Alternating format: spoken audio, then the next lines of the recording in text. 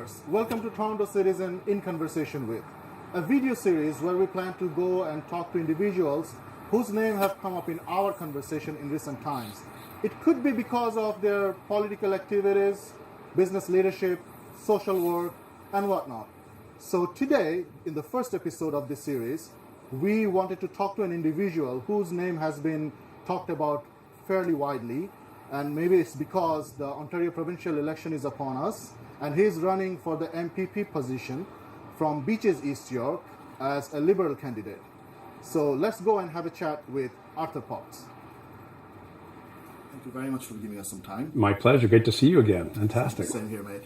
You must be really, really busy, and I see people, the canvassers, the people who are supporting you, all very busy. We are. The election hasn't officially started.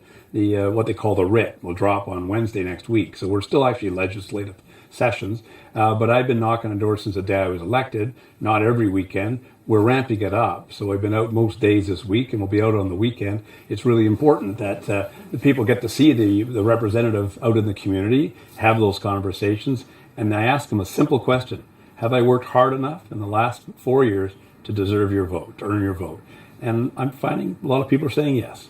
And going to the point of like you knocking on doors, I'm sure many of us know that you have been really active in the community. I hope no one questions that no, we haven't seen our representative. Well, people do with a smile. They say, well, I don't know yet. What have you really done? And they want to ask, and they want to, me to tell them some of the accomplishments that have gone in. And it depends on the communities. The people who are up in north part of East York, they're very happy with the investments we're making in the new hospital. $430 million to build the Michael Garron Hospital up. People in the south, they're very happy that we stopped the OMB. We've made changes so the Ontario Municipal Board isn't going to interfere with communities who don't want big high-rises on their corners. So those are the kinds of things that people talk about. So let's take a step back now, because I know everyone is in, even though the writ hasn't dropped, everyone is in the election mood. Totally. But going back 4 years, when you were elected first time, a new MPP as such. A rookie. From that point on until today, what would be a few of the key accomplishments that you're most excited about? Well, right off the bat, I had to learn the ropes. And I started to ask questions of senior bureaucrats, of other politicians who'd been there. How can I make myself be the most effective I can be here? And I started to take on different roles. We get the opportunity to be like I call the junior minister. So I was the junior minister for agriculture. And so I went out and met farmers, and we talked a lot about how farmers feed cities. But I realized cities also enrich farmers. And most of the jobs are actually in food processing are in cities. So I started and helped develop a program where we could invest in manufacturers in cities so that they could have food processing, have jobs. So, for instance, we just contributed $22.6 million to Mondelez to make the peak freens up at O'Connor Drive. And that saves 450 jobs in this community. So I was very proud of those kinds of investments. But I also got a chance to work on issues of personal interest. Like I used to be involved in the craft beer industry. And we don't have a craft cider industry, or we didn't have a craft spirits. And so I was able to work with my government to make sure we changed the taxation rules so that people could open a small cidery to take apples and make alcoholic cider. All the cider we get pretty much comes from England and France, but we can make it here. So we've created a whole industry. When I started, there were 6 companies making cider. Now there's over 30. And I was really, really happy about that. Likewise with craft spirits, craft whiskeys, gin, vodka. There were 3 were making when I started. Now there's up to 24. And so they are all making beautiful, localized craft distilled, part of this foodie movement. And so that's been excellent. Now, we all know that in coming election, a few of the key issues that people would be considering before they decide who to vote for would be healthcare, yes. Probably transit would be one, and seniors care. So tell us a little about what would be your commitment to your constituents. Yeah, well, the educational commitment is also very, very important. And we wanted to make sure that from the day a child is old enough to go to a daycare to the day they graduate from university, that they're protected. And so that everyone has those opportunities regardless of income. We want to make everybody who wants to go to university have that opportunity. But to get there, you got to make sure they get good schooling. And if the parents have to work, they have to be in good daycare. So now we're committing to have free daycare from the year 2.5 up until they go into full day kindergarten. And that was an extension of just half day kindergarten. Parents had to spend money to go daycare for the rest of the day. So now parents are going to have full coverage for their children from age 2.5 all the way up through primary school, when they would otherwise need daycare, and it'll all be covered by the school boards and by the province of Ontario, by the taxpayers of Ontario. And then when they go to university, they're going to get free tuition. If their parents make less than $185,000, there's going to be free tuition and some grants, so everybody who wants to go to university can go. We can build the workforce for tomorrow. Now, healthcare, we have put more money into healthcare every year since I've been there, and we're continuing to do it. The recent budget had a whole bunch of billions of additional money, an increase of 4% to every hospital's operating cost, well above inflation. And that will help, stop people being looked after in hallways. Very important to get that extra funding.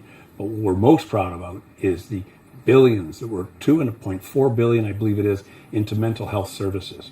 You can't have good health without good mental health. And we've recognized this has been a crisis in our province, and so we put additional special resources to help people in that area. There is one question which I intend to ask all the candidates that I hope to interview, and that is, these are all amazing promises which impacts people's life, but how would these amazing initiatives be funded? Right. And the reason why I ask this is because there are two major parties who, at least one party is blaming that people would be imposed more tax, people would face more taxes. How do you think Liberal Party would fund those projects? Well, we've been very clear. We're funding the program on the basis of we're going to go into deficit for the next 3 years. When I first was elected, our deficit was $13 billion. And in the 4 years we were there, we brought it down and down and down. So this year we actually have a surplus. But we recognize that there are strategic, important investments we have to make in people, because people aren't doing as well in this very good economy as they could be. So we're adding additional support. So we're going to go into $6.7 billion deficit for the next 3 years.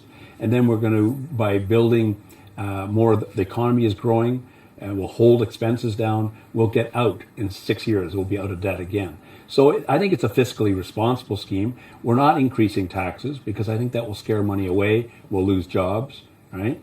And we're not cutting programs. So I think we've taken a good, balanced approach. People ask, you're leaving all this debt to our future children. And I say, no, we are leaving hospitals and schools that are upgraded. We're leaving transit. We're leaving a society that will be better for all your children into the future. And we're building it starting now. Now, you are known as a green person in a Liberal campaign because of your involvement with numerous environmentally friendly initiatives. Tell us a little about that. Yeah, no, I've been an environmental activist for the last 20, 25 years as a consultant to companies. I helped bring the deposit system for liquor bottles, for instance, to Ontario. I've expanded with the companies I work with all the materials we collect in the Blue Box. Well, I had the pleasure of being the Junior Minister of Environment and Climate Change the last 3 years. And a bunch of my work was putting a trade system in place, which puts a price on carbon, raised almost $2 billion a year for the last 2 years, almost $2 billion a year. We can then spend on programs that reduce our carbon footprint. So we're investing in home renovations. People are getting really inexpensive insulation done for their house to stop them out of fuel use, better windows, better doors. We're investing in electric vehicles.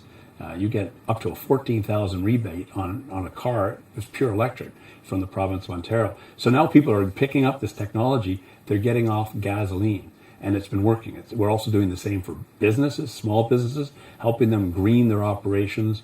The new technology, we are now at the leaders in North America on clean technology in Ontario because we have an electricity system which is clean and green. It's almost 95% carbon free.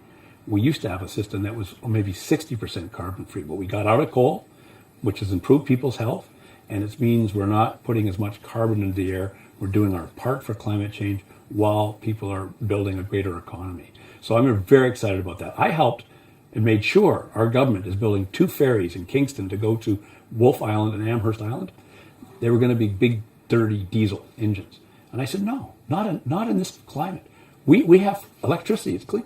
So I pushed them. And 2.5 years later, now we have electric ferries going from Kingston to these islands. Very proud of that from an environmental perspective. Now, the next question would be more towards carbon tax, something that has been talked about so much, and two major parties have totally different views about that. But could you provide some more clarity around what the Liberal government's plan? Well, this is the cap and trade program I was speaking about. We put a tax, we call it pricing, but it's essentially a tax, 4.3 cents a litre on gasoline and $40 a year on natural gas for the average home. And this is what's allowed us to raise $2 billion a year to spend it on programs that save people money. So if people take advantage of all these programs, it's actually money in their pocket by putting it. And it makes gasoline, for instance, more expensive. So we hope people use less. But the reality is, when we put it in, gasoline was 98 cents. We added 3.4 cents, or 4.3 cents, sorry, added 4. And so that put it to $1.02. Well, now look at the pumps. It's $1.30 at the pump, right? And it hasn't changed people's behavior. And that's why we always said the best way to do carbon pricing, to put a tax, is to do cap and trade.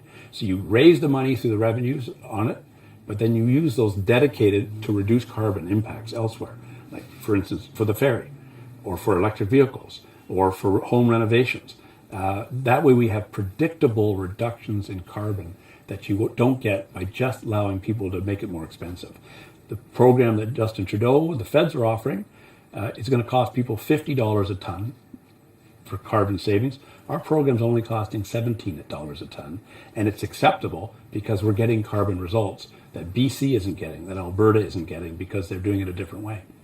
Well, thank you very much. The next 1 minute, I'll give it to you to speak to our audience and send them a message. Thanks, Rizwan. You know, I've had the pleasure of representing this area for the last 4 years.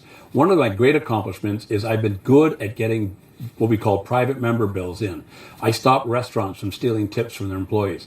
I stopped air miles from expiring by bringing a bill. And I also stopped daycares from charging what we fees for wait lists. So I've been very engaged, working very hard in this community. So again, I asked the question, have I worked hard enough these past 4 years to get your support? I certainly hope I am. So on June 7th, please vote Arthur Potts to be your NPP for the next 4 years. Donny Bud. Thank you very much, Arthur, for your time. My pleasure. Cheers. Audience, we've been talking to Arthur Potts, who will be running from Liberal Party as the MPP candidate for Beaches East York. Very soon we will reach out to some other people, probably politicians or business leaders, and we will have a conversation with them. Until then, with Ashik Bhuya behind the camera, this is Rizwan saying, take care and goodbye.